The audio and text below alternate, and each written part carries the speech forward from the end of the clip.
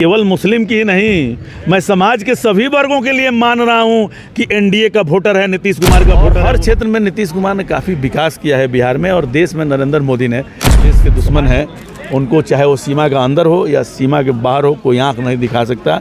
एक मजबूत नेतृत्व स्थापित करने का काम नरेंद्र मोदी की स्थिति है सिवान में। तो वो जो एनडीए समर्थित जनता दल यूनाइटेड की जो प्रत्याशी हैं श्री विजय लक्ष्मी देवी जी, अभी तो वो सबसे आगे हैं, और उन्हीं से मैंने इंडी गठबंधन के लोग लड़ रहे हैं। और इंडी गठबंधन जिसको नीतीश कुमार छोड़ दिए थे, और जब नीतीश कुमार इंडी गठबंधन को छोड़ के चल दिए तो वो गठबंधन रहा कहाँ, वो तो सब टूट गया, बिखर गया, ख़त्म हो गया। अब कोई उसके दल के अंदर भी मैंने काफ़ी टूट है, तो इसलिए लड़ाई में हम लोगों का विरोधी लोग काफ़ी पीछे है। सिवान की जनता वैसे भी पहले से भी 2014 में और 19 में भी लगातार 2 बार एनडीए के प्रत्याशी को अपार बहुमत से विजय दिलाने का काम किया है। इस बार भी जो लोगों का उत्साह है, जो रुझान है, जो हम लोग घूम रहे हैं, जा रहे हैं, और आम जनता का, आम जनमानस का जो प्यार और स्नेह मिल रहा है, उससे ये लगता है कि विजय लक्ष्मी देवी जी सबसे आगे हैं। उनसे किसी की लड़ाई नहीं है, और अपार बहुमत से पिछला जो चुनाव हम लोग जीते थे उससे ज़्यादा अंतर से हम चुनाव जीतेंगे। तो आखिर कब तक एनडीए सिर्फ मोदी जी के नाम पर चुनाव लड़ेगा, प्रत्याशी के नाम पे नहीं लड़ेगा? नहीं, नाम देखिए, नाम वो हम काम के बुनियाद पर चुनाव लोगों से समर्थन मांग रहे हैं। हमने जो 10 साल नरेंद्र मोदी के नेतृत्व में जो देश चला है, और जो ये काम उन्होंने किया है, उसके बुनियाद पर हम लोगों को से समर्थन आम जनमानस से मांग रहे हैं। नीतीश कुमार ने 15-18 वर्षों में जो बिहार के समाज के सभी वर्गों के लिए सबको एक साथ लेके चल के अमन चैन शांति स्थापित करते हुए, और जो हर खित्ते का जो विकास किया है, उस नाम पर हम लोगों का समर्थन मांगते हैं। हम बिहार और सिवान में अमन चैन शांति जो स्थापित हुआ है, कानून का राज जो बिहार में स्थापित है, देश में जो स्थापित है, उसके नाम पर वोट मांगते हैं। हमने काम किया है एनडीए गठबंधन के लोगों ने, तो इसलिए हम समर्थन। तो रोजगार के नाम पर क्यों नहीं मांगते हैं? कब तक बिहार के लोग गुजरात पर डिपेंडेंट रहेंगे? अरे मोदी जी देश के प्रधानमंत्री हैं कि गुजरात के? नहीं, रोजगार इसी एनडीए की सरकार में, जब 2005 में एनडीए की सरकार नीतीश कुमार के नेतृत्व में बनी, तो रोजगार क्या होता है उसकी शुरुआत नीतीश कुमार ने की। वो चाहे विकास मित्रों की बहाली हो, चाहे आशा की बहाली हो, चाहे आंगनबाड़ी सेविका की बहाली हो, चाहे तालीमी मरकज के का रोजगार देने का बात हो, बहाली हो, उसके बाद से नियोजित शिक्षकों का नौकरी देने का सवाल हो, क्या नहीं किया है। अभी तो सब चीज़ ही कुछ विरोधी लोग कह रहे हैं कि हम आए तो नौकरी दिलवा दिए कह के। तो ऐसे लोग, भ्रामक लोगों से जब उन लोगों को मौका मिला तो वो लोग चरवाहा विद्यालय खोलते थे। हम लोगों को मौका मिला तो हम सिवान में मेडिकल कॉलेज खोल रहे हैं, इंजीनियरिंग कॉलेज खोल रहे हैं, और गांव-गांव में हाई स्कूल और पंचायत में हाई स्कूल और गांव में मिडिल स्कूल और प्राथमिक विद्यालय खोल रहे हैं, और उसकी स्थिति को सुदृढ़ कर रहे हैं, शिक्षा का स्तर ऊंचा कर रहे हैं।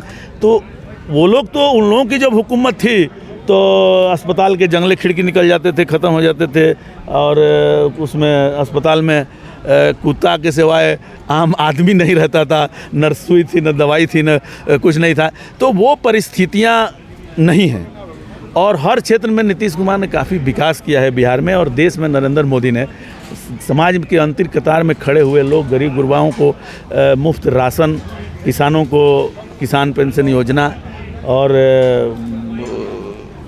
किसानों की आमदनी दुगुनी करने के लिए जो योजनाएं बनाई हैं, देश में एक मजबूत शासक के रूप में, और भारत का नाम पूरी दुनिया में रोशन करने का काम किया है। सीमाएं काफ़ी सुरक्षित हैं, और सीमाओं पर दुश्मन को मजाल नहीं है। जो इस देश के दुश्मन हैं उनको, चाहे वो सीमा का अंदर हो या सीमा के बाहर हो, कोई आंख नहीं दिखा सकता।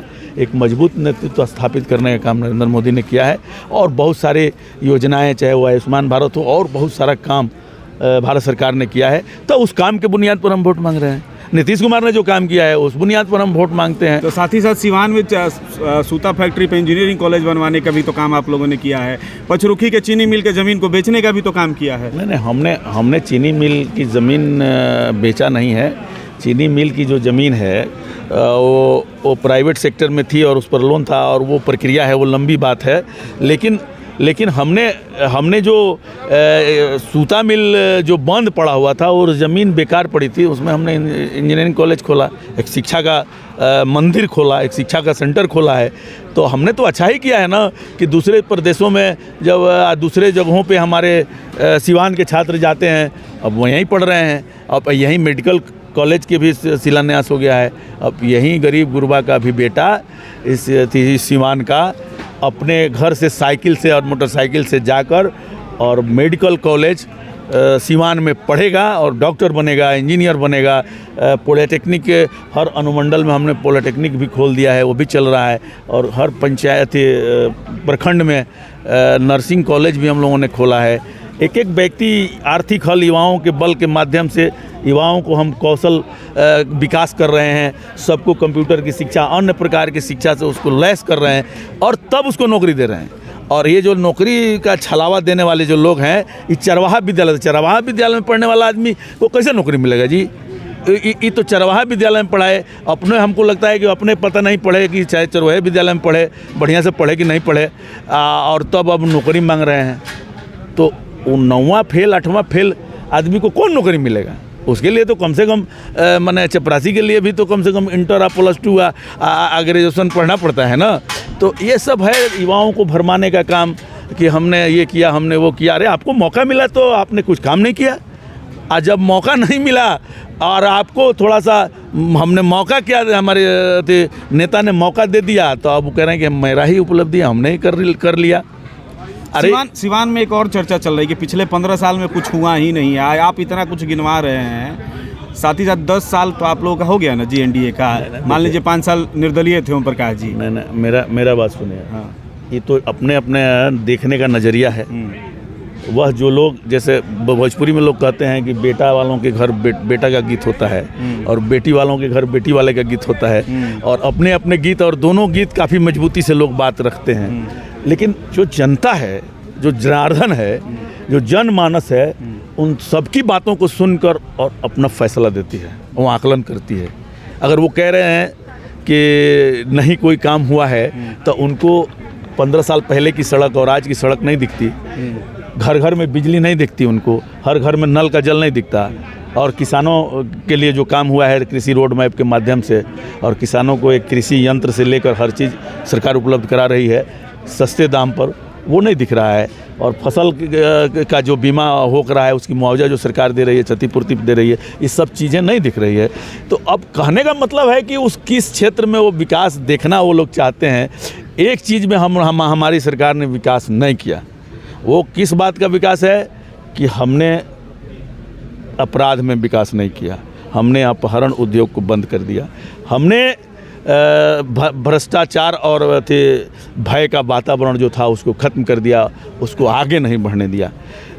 यही लगता होगा कि भाई विकास नहीं है।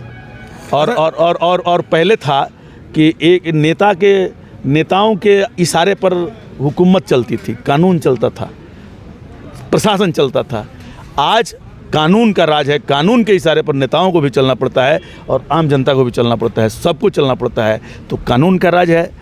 अब ऐसा नहीं कि मुर्तुजा कैसर अगर बड़े नेता हैं इस सरकार के तो फ़ोन उठा के किसी पदाधिकारी को बेइज्जत कर देंगे, या वो सही काम कर रहा है तो उसको गलत काम करने के लिए हम मजबूर कर देंगे, ऐसा नहीं है। तो अब कुछ लोग ऐसे हैं जो खुली हवा में सांस नहीं ले पा रहे हैं, तो वो अपना रूप बदल रहे हैं कि हम भी अब बकुला भगत हो गए। यानी पीछे हमने क्या किया वो सब भूल जाइए, और हम अब ठीक हो गए हैं।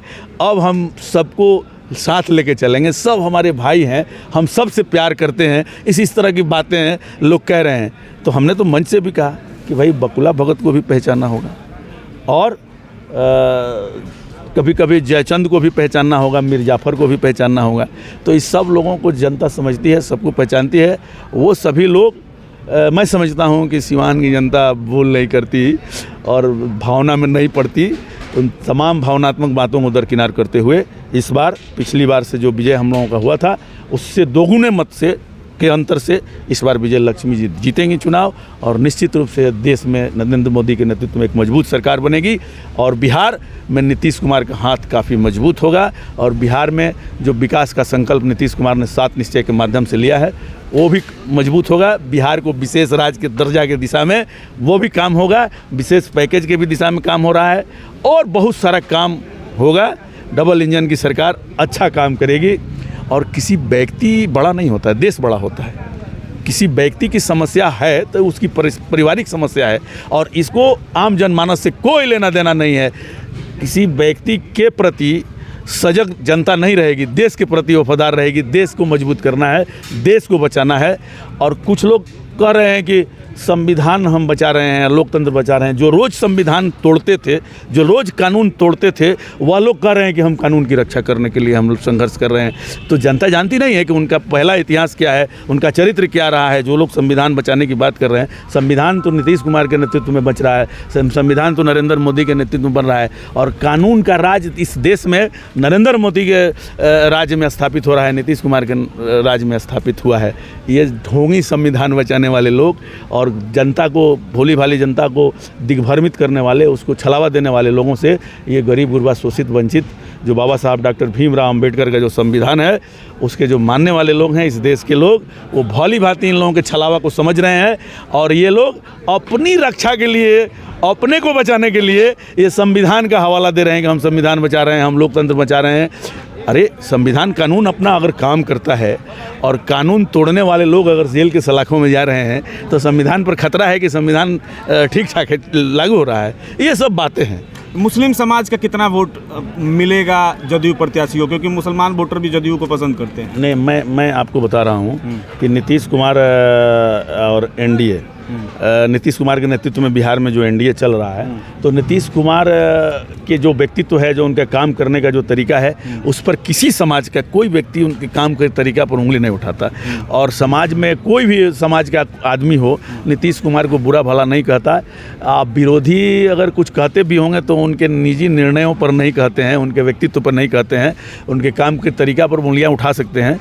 लेकिन नीतीश कुमार ने 18 वर्षों में समाज के सभी वर्गों को, या वो चाहे अगड़ा हो, पिछड़ा हो, हिंदू हो, मुसलमान हो, और आपने मुसलमान का सवाल उठा दिया। हालांकि उन्होंने सब समाज के लिए काम किया है और सबके लिए काम किया, किसी को छोड़ा नहीं, किसी के साथ भेदभाव नहीं किया। लेकिन अल्पसंख्यक समाज के लिए आज़ादी के बाद और आज़ादी से पहले कोई मुख्यमंत्री ऐसा नहीं था जो इतना काम किया हो हर क्षेत्र में। अभी तक जो भी लोग हैं अल्पसंख्यक समाज का वोट जो लेते हैं वो भावना भड़का कर लेते हैं, उनकी भावनाओं को उत्तेजित करके लेते हैं, जज्बाती सवालों में उनको उलझा के, भावनात्मक सवालों में, समस्याओं में उलझा कर और उनका वोट लेते हैं। लेकिन नीतीश कुमार ने उनकी बुनियादी समस्याओं का निदान किया है। अल्पसंख्यक समाज के जो उनके रोजी रोटी का सवाल है, जो उनके शिक्षा का सवाल है, जो उनके स्वास्थ्य का सवाल है, जो उनके तरक्की का सवाल है, उन तमाम चीज़ों को मजबूत करके, और तब नीतीश कुमार ने अल्पसंख्यक समाज से अपने और समर्थन मांगने का अपील करते हैं। आप देखिए एजुकेशन क्षेत्र में जाइए, आप मदरसों की शिक्षा को देखिए, जिस तरह से विद्यालय की शिक्षा है उस प्रकार से समतुल्य रूप से शिक्षकों का वेतन भी और उसकी फैसिलिटी भी, मध्याह्न भोजन भी, पोशाक भी, साइकिल भी, तमाम योजनाएं जो सरकारी विद्यालय में चलती हैं वो मदरसों में भी चल रही हैं। तो नीतीश कुमार ने तो समानता स्थापित किया है, यह काम किसी ने नहीं किया था। और 2000 से भी ज़्यादा मदरसों की मंजूरी नीतीश कुमार ने अपने कार्यकाल में दिया है। और वो सर्टिफिकेट जो मदरसा बोर्ड से मिलता था अल्पसंख्यक समाज के लोगों को, उस्तानिया, फ़ुकानिया, मौलवी और आलिम, फाजिल, इसकी जो डिग्रियां मिलती थी वो पहले 2005 से पहले उस पर धनिया तेजपात लोग बेचते थे सड़कों पर। लेकिन उसी डिग्री को इतना महत्वपूर्ण बना दिया नीतीश कुमार ने कि आज हर घर में शिक्षक हैं, हर घर में नौकरियां हैं उसी मदरसे की डिग्री पढ़ के। और अल्पसंख्यक समाज की लड़कियां आज नौकरी कर रहे हैं। कोई शिक्षक बना है, कोई चपरासी बना है, कोई बीपीएससी का कंपटीशन पास किया है, कोई बीडीओ बना है, कोई सीओ बना। मदरसे की डिग्री को स्कूल की डिग्री के समान कर दिया, यूनिवर्सिटी की डिग्री की समानता कर दिया। ये केवल मैंने शिक्षा विभाग की समानता की बात कही। उसके अलावा भी यूपीएससी बीपीएससी की जो प्राथमिक जो पीटी की परीक्षा लड़के पास कर रहे हैं, तो वो अति पिछड़े समाज के, वो अल्पसंख्यक हों, हिंदू हों, मुसलमान हों, सभी लोगों के लिए उन्होंने 50,000 रुपया यूपीएससी बीपीएससी का पीटी पास करने वाले को प्रोत्साहन राशि और 1 लाख रुपया यूपीएससी की पीटी पास करने का। तो आज देखिए कि बिहार में जो बीपीएससी का रिजल्ट आया है, आप जय बार आ रहा है नीतीश कुमार के राज में। आप देखिए अल्पसंख्यक समाज के लोगों की कितनी भागीदारी है, कितनी हमारी बेटियां, कितने लड़के वो निकल रहे हैं। तो हम काम के बुनियाद पर, नीतीश कुमार काम के बुनियाद पर वोट की चिंता नहीं करते, वो भावनात्मक बातें नहीं करते। ये माना जाए कि सिवान का मुस्लिम समाज एनडीए प्रत्याशी के साथ रहेगा। मैं केवल मुस्लिम की ही नहीं, मैं समाज के सभी वर्गों के लिए मान रहा हूं कि एनडीए का वोटर है, नीतीश कुमार का वोटर है, वो सब लोग देता है, उसका अंश कम बेस हो सकता है, लेकिन समाज के सभी लोगों का प्रेम और भाईचारा और सहयोग हम लोगों को मिलता है, तभी हम लोग जीतते हैं। और इस बार भी अल्पसंख्यक हो, अगड़ा हो, पिछड़ा हो, हिंदू हो, मुसलमान हो, दलित हो, महादलित हो, ये सभी लोग नरेंद्र मोदी और नीतीश कुमार के हाथ को मजबूत करेंगे, यह हम लोगों का मानना है और विश्वास है। और इसीलिए हम लोग किसी से भेदभाव नहीं करते, हम लोग सबको साथ लेके चलते हैं और सबको एक ही थाली में सजाते हैं। और ये गुलदस्ता है, ये चमन है, हिंदुस्तान को हम ऐसा बनाना चाहते हैं जहाँ बेली भी रहे, चमेली भी रहे, सारे गुलदस्ता में सब फूल रहें और सब लोग आपसी भाईचारा, जो हिंदुस्तान की साझी विरासत है, जो हमारी विरासत है, जो हमारा खूबसूरती है, वो सबको साथ लेके चलने में है। हम इस देश के सच्चे सिपाही हैं और इस राष्ट्रीय जनतांत्रिक गठबंधन के लोग इस देश की सीमाओं की रक्षा के लिए सब कुछ कर सकते हैं, शांति के लिए सब कुछ कर सकते हैं।